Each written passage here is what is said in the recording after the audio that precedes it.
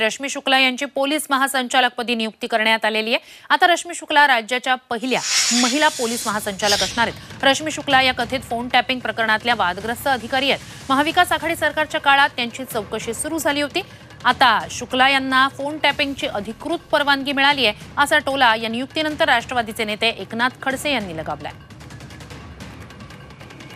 रश्मी शुक्ला आल्यानंतर पूर्वी बिना परवानगीने त्या फोन टॅपिंग करायच्या माहिती कुणाला द्यायचे काय द्यायचं अजूनपर्यंत समजलं नाही आणि आता तर अधिकृत फोन टॅपिंगची परवानगी मिळालेली आहे।